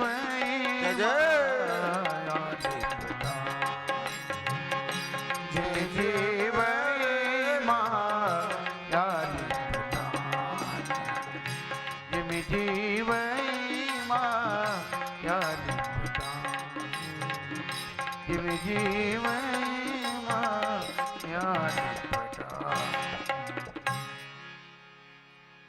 जीव बिल्कुल स्वतंत्र स्वच्छंद बिल्कुल सुंदर था, लेकिन जब ही संसार में आया बच गया। जीव के ऊपर अहंकार का पर्दा लग गया। स्वामी वल्लभाचार्य जी महाराज कहते हैं सुबोधनी में, भागवत की टीका सुबोधनी, उसमें वल्लभाचार्य जी महाराज जी कहते हैं कि जीव के ऊपर जो पर्दा है वह अहंकार और वासना का पर्दा है। और भगवान के ऊपर भी एक पर्दा है जिसका नाम है माया। भगवान की दो पत्नियां हैं, एक का नाम है भक्ति और दूसरी का नाम है माया। उत्तरकांड देखेंगे बात समझ में आ जाएगी। लेकिन भगवान माया से बहुत नाराज रहते हैं। क्यों? क्योंकि माया भगवान के भक्तों को परेशान करती रहती है और भक्ति भगवान के भक्तों को प्रसन्न करती रहती है। और भगवान अपने भक्तों पर अतिशय प्रसन्न रहने वाले भक्त प्रिय परमात्मा है। तो माया का पर्दा परमात्मा पर और जीवात्मा पर वासना और अहंकार का। अब उस पर्दे के प्रभाव से होता क्या है? जैसे आप मंदिर में चले जाए, एक उदाहरण से आपको बात समझ में आएगी। कोई नई नवेली दुल्हन मंदिर में जाए और मंदिर में जाए तो उसके ऊपर इतना बड़ा घूंघट। मंदिर में हनुमान जी के भी सामने पर्दा है और दुल्हन के सामने भी पर्दा है घूंघट का। अगर पुजारी जी पर्दा उठा भी दें तो हनुमान जी का दर्शन दुल्हन को नहीं होगा। क्यों? क्योंकि उसके यहां तक पर्दा पड़ा हुआ है। अच्छा, अगर दुल्हन पर्दा उठा भी ले, अगर वहां का पर्दा नहीं उठे तो भी दर्शन नहीं हो। इसका मतलब क्या है? जब तक अहंकार का पर्दा नहीं हटेगा तब तक माया का पर्दा नहीं हटेगा, और जब तक माया का पर्दा नहीं हटेगा तब तक परमात्मा से मिलने की पात्रता है। घूंघट के पट खोल रहे तो हैं पिया मिलेंगे। ये घूंघट ही हमारे जीवन में आवरण है। तो गोपियों के जीवन का आवरण क्या है? अहंकार है, वासना है। तो गोपियों ने भगवान को प्राप्त करने के लिए उस वासना को उपासना में लगा दिया। कात्यायनी महामाय महायोगिन्यधीश्वरी नंद गोपसुतम देवीं पतिम में कुरुते नमः। गोपियों ने श्याम सुंदर को प्राप्त करने के लिए भगवती कात्यायनी की उपासना की। अच्छा, भगवान नहीं मिलते हैं। किनको नहीं मिलते? जिनके जीवन में भगवती की कृपा नहीं है। ठाकुर जी का दर्शन उन्हीं को हो सकता है जिन पर श्री जी की कृपा। इसलिए बिना भगवती के कृपा के भगवान हो ही नहीं सकते, बिना शक्ति के शक्तिमान मिल ही नहीं सकते, बिना श्री जी के श्रीमान ठाकुर जी भी नहीं हो सकते। तो गोपियों ने सोचा श्याम सुंदर कैसे मिलेंगे, तो भगवती कात्यायनी की उपासना की। कात्यायनी महामाय महायोगिन्यधीश्वरी नंद गोपसुतम देवी पतिम में कुरुते। हे भगवती, मेरे पति के रूप में अगर कोई प्राप्त हो तो नंद गोप सुतम श्याम सुंदर। हमको वो पति नहीं चाहिए, हमें प्राणपति श्याम सुंदर चाहिए। गोपियों ने उपासना की, किसकी? भगवती की। जब जीव के जीवन में वासना नष्ट होती है तो उपासना आती है, और जब उपासना आती है तो परमात्मा तो आने ही वाले। अब भगवान ने चीरहरण किया, अहंकार की निवृत्ति किया, वासना की निवृत्ति किया, गोपियों को वरदान दिया, गोपियों को आश्वस्त किया, गोपियों को वचन दिया। भगवान वचनबद्ध हुए, प्रजांगनाएं चिंता न करो, मैं तुम्हें जरूर प्राप्त। अब इसके पश्चात भगवान श्याम सुंदर अब गोवर्धन लीला करते हैं। गोवर्धन का मतलब, गो माने इंद्री, वर्धन का मतलब इंद्रियातीत हो जाना। ये इंद्रियां जीव को वैसे ही खींचती हैं जैसे एक पति को 5 पत्नियां। कोई गट्टा पकड़ के खींचे, कोई घुटना पकड़ के खींचे, कोई कान पकड़ कर खींचे, कोई बाल पकड़ कर खींचे, कोई कॉलर पकड़ कर खींचे, चलो। तो इस जीवात्मा को इंद्रियां खींचती रहती हैं। इंद्रिय द्वार झरोखे नाना, उत्तरकांड देखेंगे, वहां बड़े बड़े देवता थाना करके बैठे हुए हैं। गोस्वामी जी थाना शब्द का प्रयोग करते हैं मानस में। जहां तक करिसुर बैठे थाना, थाना मतलब आप तो थाना जानते हैं, संतोष जी तो थाने से बहुत संबंध रखते हैं, आप लोग भी जानते होंगे थाने के विषय में। थाना बड़ा विचित्र है, था और ना, 1 सेकंड में था और 1 सेकंड में ना।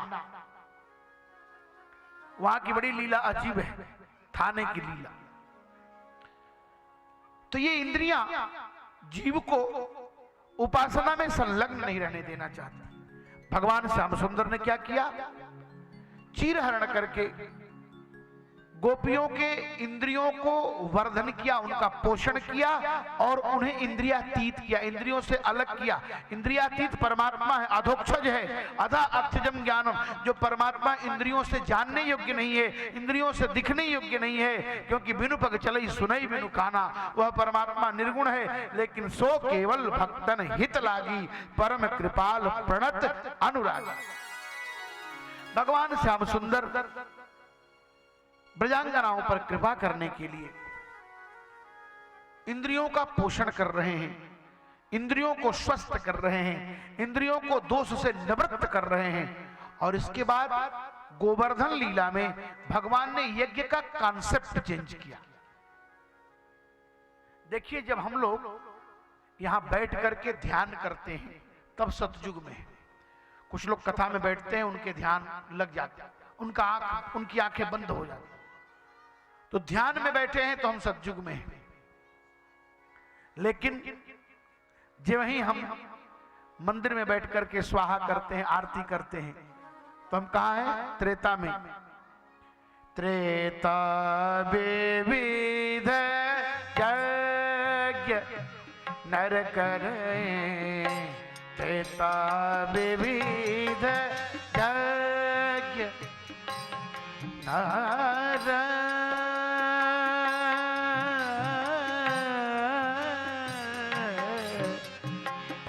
त्रेता विविध यज्ञ नर करे, त्रेता विविध यज्ञ नर करे, त्रेता विविध यज्ञ नर करे, त्रेता विविध। हम यज्ञ करते हैं तो त्रेता में। अब कुछ लोग कहते हैं यज्ञ बंद करो। अरे, यज्ञ तो भारत की परंपरा है, यज्ञ होना चाहिए, क्योंकि यज्ञ से ही हम प्रकट हुए हैं, यज्ञ से हमारे प्रभु प्रकट हुए। यज्ञेन यज्ञमय जंत देवास तानि धर्माणि प्रथमान्यास। यज्ञ भारत की परंपरा है, यज्ञ भारत की संस्कृति है, यज्ञ ही तो भगवान का स्वरूप है। यज्ञ होना चाहिए। हम जहां बैठे हुए हैं, कौन सा यज्ञ है? ये ज्ञान यज्ञ है।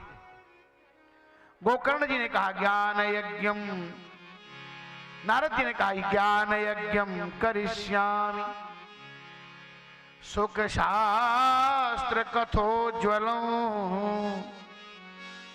मैं ज्ञान यज्ञ करूंगा। अच्छा, यज्ञ करने में बहुत परेशानी होती है। आयोजन जो करते हैं आप लोग, कितनी कठिनाइयों का सामना करना पड़ता है मैं जानता हूं।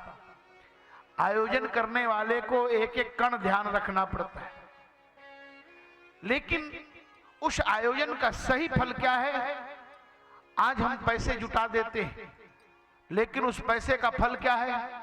आप सरस्वती पूजा देखते हैं, दुर्गा पूजा देखते हैं, तमाम पूजाएं हो रही हैं इस समय। जो सरस्वती पूजा कर रहे हैं उनको सरस्वती जी से 1000 किलोमीटर से कोई संबंध ही नहीं है। सपना में भी अगर सपना भी देखे होंगे तो उनको सपने में भी सरस्वती जी नहीं आई होंगी, वो सरस्वती पूजा में लगे। आज दुर्गा पूजा हो रही है और बज क्या रहे हैं? डीजे में डांस के गाने। अब दुर्गा जी भी बेचारी मूर्ति में बैठ करके चिंतित ही हो रही होंगी, लज्जित होती होंगी, कहां इन दुष्टों ने हमको बुला लिया। अरे दुर्गा पूजा के नाम पर हवन करो, जप करो, पूजा करो, पाठ करो, अर्चन करो, वंदन करो, कि डीजे का गाना बजाना और निर्वस्त्र विवस्त्र होकर नाचना, शराब पीना, यही है पूजा? तो हम जहां बैठे हैं ये ज्ञान यज्ञ, और यज्ञ होना चाहिए। यह जो आयोजन आप कर रहे हैं, लाख कठिनाइयों के बाद भी ये 40 वर्ष से चलता आ रहा है। और एक बात याद रखिए, वही जीवन में सफल है व्यक्ति, क्या हार में क्या जीत में, किंचित नहीं भयभीत में। क्या हार में क्या जीत में, किंचित नहीं भयभीत में। हार नहीं मानूंगा, रार नहीं ठानूंगा, काल के कपाल पर लिखता मिटाता हूं, गीत नहीं गाता हूं, गीत नहीं गाता। जो व्यक्ति आगे चलता है वो पीछे नहीं देखता है। तन में मन शिव संकल्प मस्तु। और भगवान जिसका कल्याण करता है, भगवान जिसका सहयोग करता है, वो तो कहीं न कहीं से किसी न किसी प्रकार से अपने अनुष्ठान को पूर्ण कर ही ले। और ये यज्ञ जो भी होता है वो सीधे जगदीश का होता है, यज्ञ जगदीश का है। और सौभाग्य है कि इस कार्यक्रम के केंद्र में भी प्रोफेसर जगदीश पांडे जी ही। जगत धन ईसा जगत ईसा, जगदीश परमात्मा है, जगदीश जीवात्मा नहीं हो सकता, जगदीश परमात्मा है। और जो संसार का पालन करता है, संसार को देता है, तो हमको भी देगा। यदि नाथ का नाम दया निधि है तो दया भी करेंगे कभी न कभी। बिंदु जी ने कहा है, स्पष्ट लिखा है,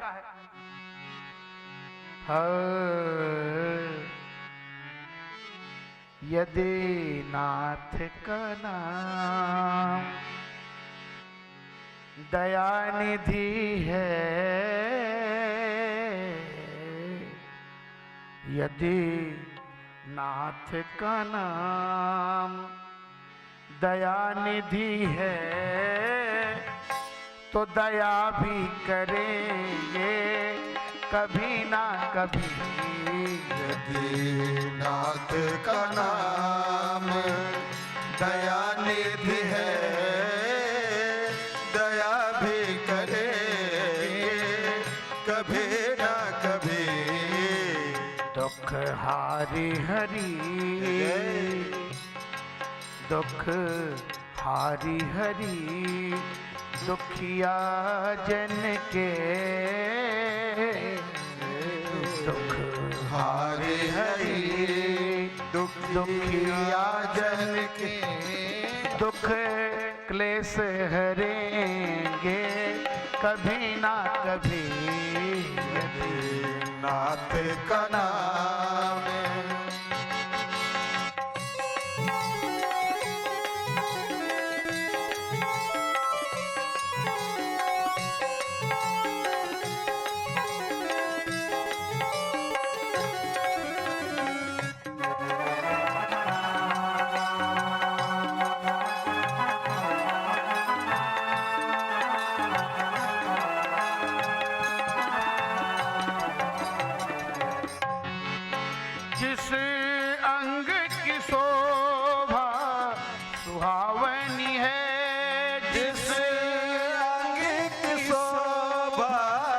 सुहावनी है, जिस श्यामल रंग में मोहनी है, जिस श्यामल रंग में मोहनी है, उस रूप सुधा से, उस रूप सुधा से स्नेहियों के, जय जय रूप सुधा से स्नेहियों के दृग प्याले भरेंगे कभी ना कभी। यदि नाथ का नाम दया निधि है, दया भी करे कभी ना कभी। नाथ का नाम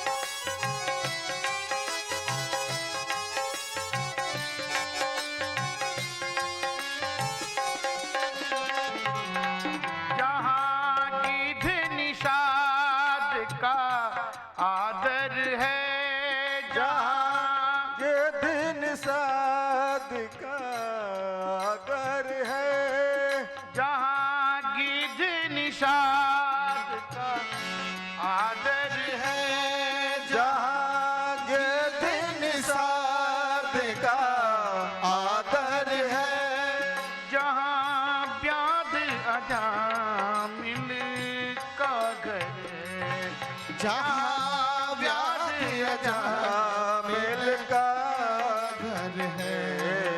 यही बेस बना के, यही बेस बना के उसी घर में, बेस बना के उसी घर में हम जा ठहरेंगे कभी ना कभी। नाथ का नाम दया निधि है, दया भी करेंगे कभी ना कभी। नाथ का नाम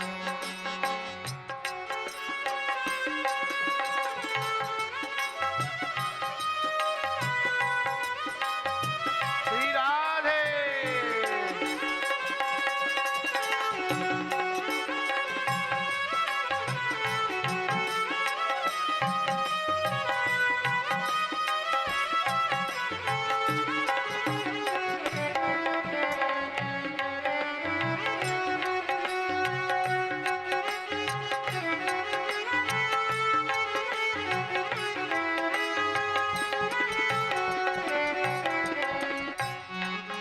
करुणानिधि नाम सुनाया जिन्हें, करुणानिधि नाम सुनाया जिन्हें, करणामृत पान